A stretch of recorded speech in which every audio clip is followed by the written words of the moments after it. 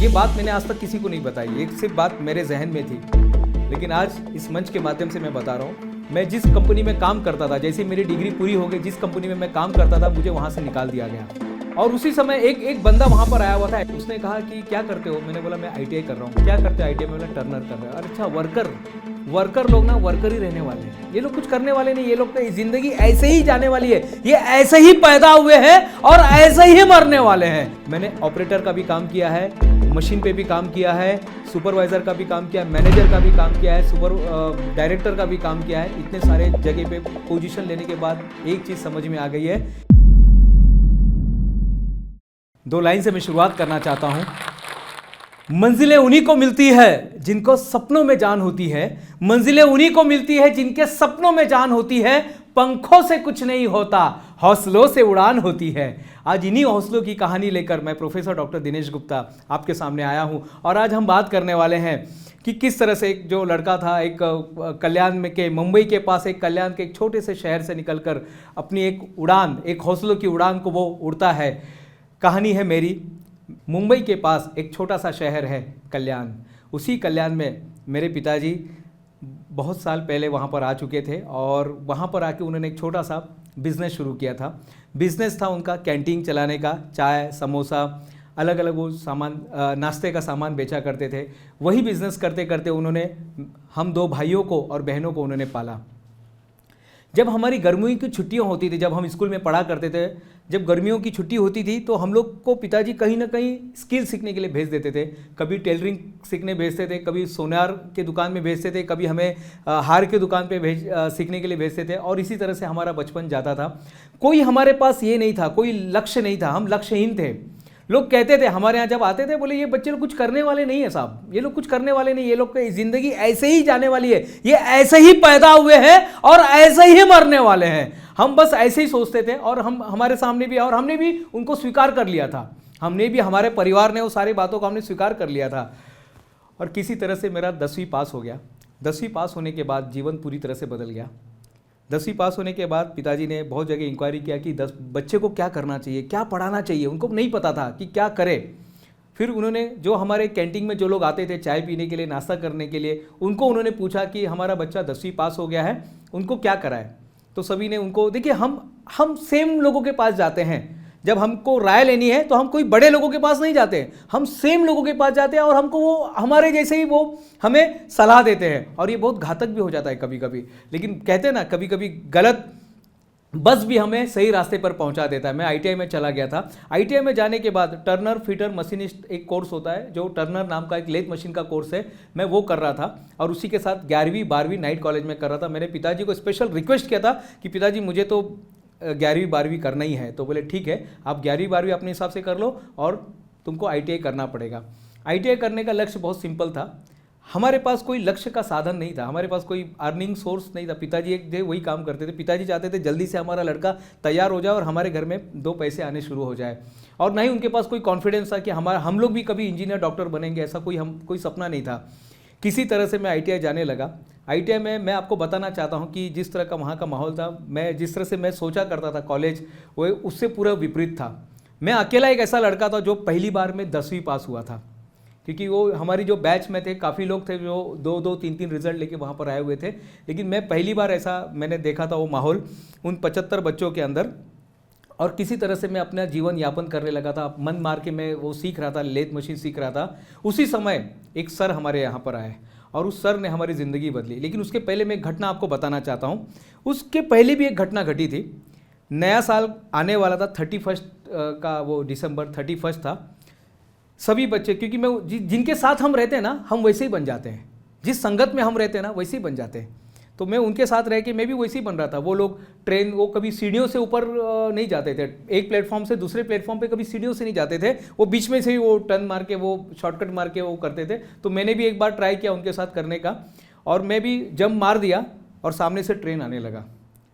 Train एकदम नज़दीक आ चुकी थी। अब मुझे लगा कि ज़िंदगी यहाँ पर ख़त्म हो गई है, ज़िंदगी ख़त्म हो चुकी थी मुझे लगा। पता नहीं फिर किसी ने मुझे वहाँ से उठा कर बाहर हमें प्लेटफॉर्म पर ले लिया। और फिर उस दिन ये बात मैंने आज तक किसी को नहीं बताई, एक सिर्फ बात मेरे जहन में थी। लेकिन आज इस मंच के माध्यम से मैं बता रहा हूँ, और पूरी तरह से झकझोर दिया, इस बात ने मुझे झकझोर दिया कि मैं क्या कर रहा था, कौन से संगत में जा रहा था और क्या मैं कर रहा था। और उसके बाद से उसी के दूसरे हफ्ते के बाद एक सर हमारे बीच में आए, उन्होंने एक बात हमसे कही, हर कोई डॉक्टर इंजीनियर नहीं बन सकता है, स्कूल में पढ़ने वाला हर छात्र डॉक्टर इंजीनियर नहीं बन सकता है, लेकिन एक काम हर कोई कर सकता है, अपने अपने क्षेत्र का डॉक्टर इंजीनियर वो बन सकता है, अपने अपने क्षेत्र का डॉक्टर इंजीनियर वो बन सकता है। और इसी लाइन ने मुझे एक नया सवेरा दिया, एक नया आयाम दिया, मेरे अंदर एक उम्मीद का दिया जला दिया। जब मैं ITI में पढ़ाई कर रहा था, हमारे घर में एक मेहमान आए, उस मेहमान, उनका लड़का इंजीनियरिंग कर रहा था। उसने कहा कि क्या करते हो, मैंने बोला मैं ITI कर रहा हूँ। क्या करते हो ITI में? बोला टर्नर कर रहा है। अरे अच्छा, वर्कर लोग ना वर्कर ही रहने वाले हैं, आप ना वर्कर ही रहने वाले हैं, कभी आगे नहीं जाएंगे। फिर से एक तीसरा, कोई ना कोई हथौड़े से मारता जा रहा था हमें, हथौड़े पे हथौड़ा लगाते जा रहे थे। वो इंसिडेंट हो गया, फिर उसके बाद हमारे मोटिवेशन स्पीकर ने बात कही, और ये हमारे उसमें तो आग में घी डालने का काम किया कि वर्कर तो वर्कर रहने वाला है, मतलब बस अब कुछ करके दिखाने का समय आ गया है। मैंने इमीडिएटली उसी समय घर से मैं निकला, घर से निकलना शुरू किया। मैं लोगों को पूछता था, इंजीनियर आप कैसे बने? तो लोग बोलते हमने 10वीं किया, 12वीं किया, हम इंजीनियर बन गए। आप इंजीनियर कैसे बने? 10वीं के बाद हमने डिप्लोमा किया। मैं हर एक को पूछा करता था। लेकिन तब जाके देखिए, जब आप खोज की शुरुआत करते ना तो आपको उत्तर मिलता है। जब आपके सामने सही सवाल होते हैं तो सही जवाब आपको मिलता है, और मुझे सही जवाब मिलना शुरू हो गया। फिर मैं एक पर्सन को मिला जिसने ITI के बाद डिप्लोमा में एडमिशन लिया था। उसका डिप्लोमा कभी कंप्लीट नहीं हुआ, लेकिन उसको वो अनुभव था। मैं उसके घर पे जाने लगा, उसको मिला, मैं अपॉइंटमेंट लिया, और उसने मुझे सारी बातें बताई, और मैं फर्स्ट ईयर में जाके एडमिशन मैंने ले लिया। ये एडमिशन भी लेना इतना आसान नहीं था। मेरे घर से ये 2 घंटे की दूरी पर था। हम कल्याण में रहते थे। हमारा डिप्लोमा का जो कॉलेज था वो भाईखला में था। तो भाईखला और ये जो उस समय जो दूरी थी 2.5 घंटे की थी। 2.5 घंटे मुझे जाने में लगते थे और 2.5 घंटे आने में लगते थे। 5 घंटों का ये सफ़र होता था, लेकिन फिर भी मैंने इसे स्वीकार किया। एक चीज़ समझ में आ गई थी, आप जो करना चाहते हैं ना, अगर आपने सोच लिया ना तो आप कर सकते हैं। अगर आपने नहीं सोचा तो नहीं कर सकते हैं, लेकिन आपने सोच लिया और उस पर आपने एक्शन लिया तो आप कर सकते हैं। और मेरे साथ ऐसे ही हुआ। मैंने शुरुआत कर दिया। मुझे पता नहीं था ये रास्ता कैसे होंगे, मुझे अंग्रेजी आती है नहीं आती, कुछ पता नहीं था, मैं कहाँ पर जाऊँगा कुछ पता नहीं था, लेकिन हमने शुरुआत कर दिया था। ITI से मैं डिप्लोमा में एडमिशन ले लिया।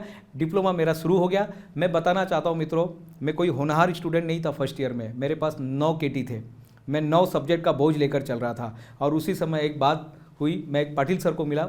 मेरे साथ एक अच्छी बात क्या हो रही थी, मुझे मेंटर बहुत अच्छे मिले, लोग बहुत अच्छे मिले, और हर एक ने जगह जगह पर मुझे, भले मैं इतना टैलेंटेड नहीं था, लेकिन मेहनत करने के लिए अगर इंसान तैयार हो जाता है ना तो वो अपने टैलेंट को भी पार कर सकता है, टैलेंटेड लोगों को भी वो पार कर सकता है। ये चीज़ मुझे ज़िंदगी में समझ में आई। तो ज़िंदगी ने हमें सिखाया। 9 बैकलॉग लेकर मैं चल रहा था। 9 बैकलॉग लेने के बाद फिर मैं सर को मिला। सर ने कहा आप ना भागते हो, आप भागो मत, आप सामना करो। उन्होंने मुझे कई बातें बताई और उससे फिर मुझे इंस्पिरेशन मिला।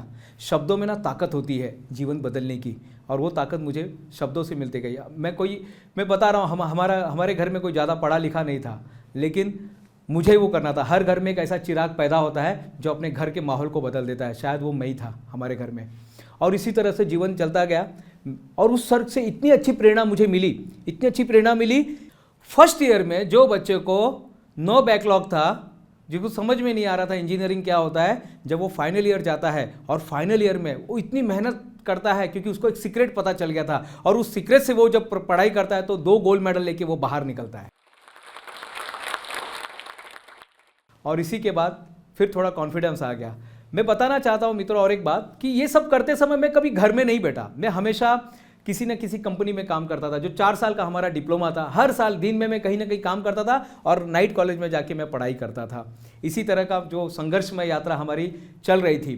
इसी बीच में मुझे लगा कि अब डिग्री में जाना चाहिए, तो डिग्री के लिए हमारे सर के पास में गया, और AMIE का उन्होंने मुझे आइडिया बताया। 5 साल का ये कोर्स होता है। सेक्शन A और सेक्शन B 2 पार्ट में डिवाइड किया जाता है। मैं आपको बताते हुए मुझे हर्ष हो रहा है कि ये दोनों पार्ट जो है मैंने लगातार, पहले साल सेक्शन A और दूसरे साल मैंने सेक्शन B पास करके 2 साल में अपनी जो मेरी डिग्री इंजीनियरिंग थी वो मैंने पूरा कर लिया। लेकिन ये करते समय आसान नहीं था। ये सब मैं काम करते हुए कर रहा था। मैंने एक दिन भी घर पर नहीं बैठा था।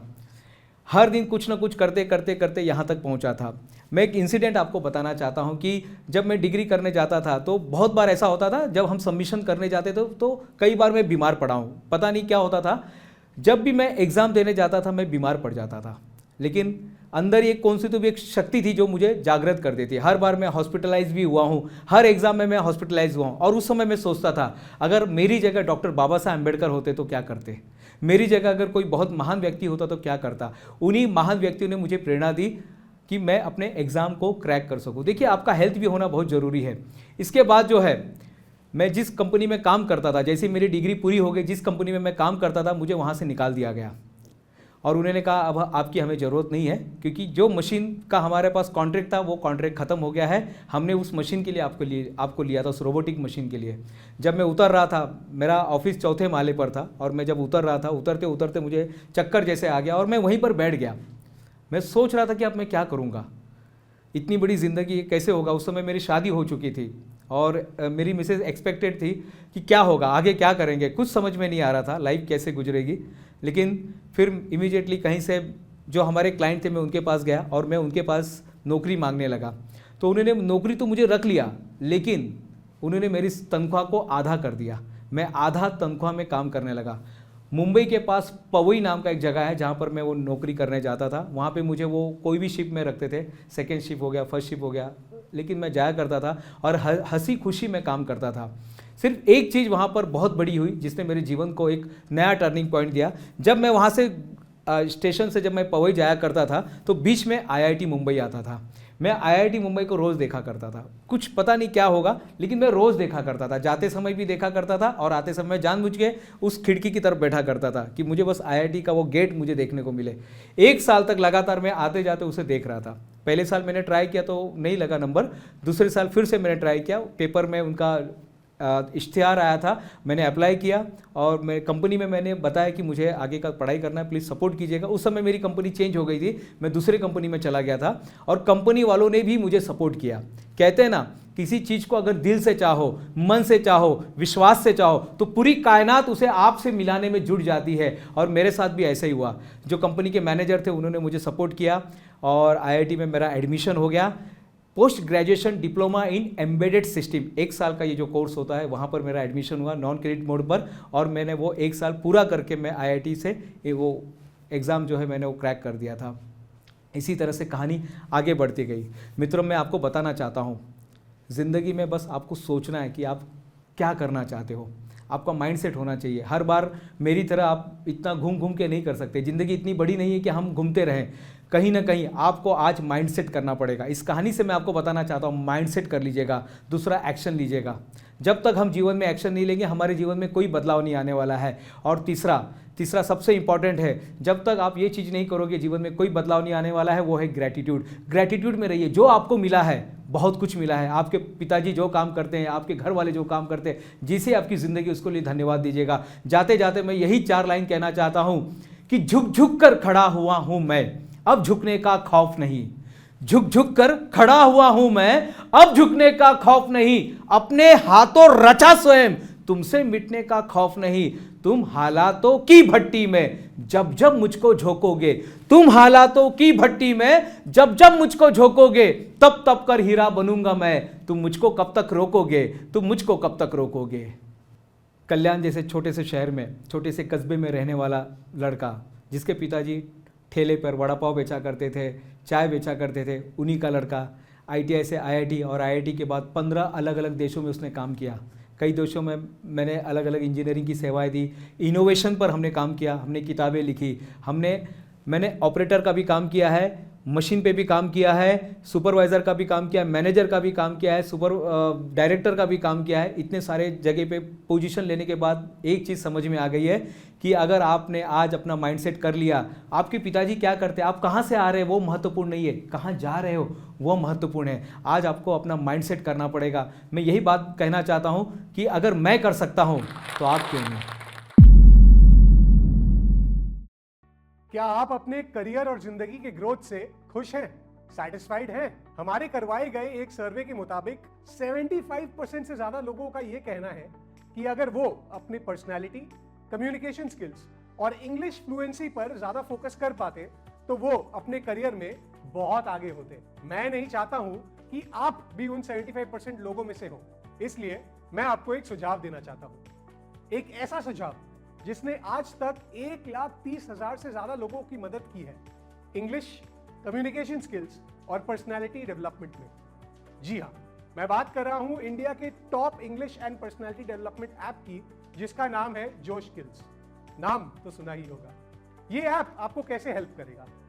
जोश स्किल्स का हर एक कोर्स डिजाइन है आपको जिंदगी में आगे बढ़ाने के लिए। चलिए स्पोकन इंग्लिश की ही बात कर लेते हैं। रोजाना इस कोर्स में आपको मिलेंगे video lessons, quizzes, practices and face to face दूसरे स्टूडेंट्स के साथ बात करने का मौका। आप क्या सही बोलते हैं और क्या गलत, हर एक चीज पर आपको फीडबैक भी दिया जाएगा। और तो और लर्निंग को मजेदार बनाने के लिए आपको पॉइंट्स भी मिलेंगे और टॉप स्कोरर्स को हमारे तरफ से अवार्ड्स मिलेंगे। इससे बेहतर लर्निंग क्या हो सकती है? सिर्फ यही नहीं, हमने इस ऐप को बदलकर एक ब्रांड न्यू लुक और फील दिया है ताकि आपकी लर्निंग और भी इफेक्टिव हो और आप अपनी जिंदगी में आगे बढ़ पाए। आज ही डाउनलोड करिए जोश स्किल्स ऐप और अपनी जिंदगी में आगे बढ़िए।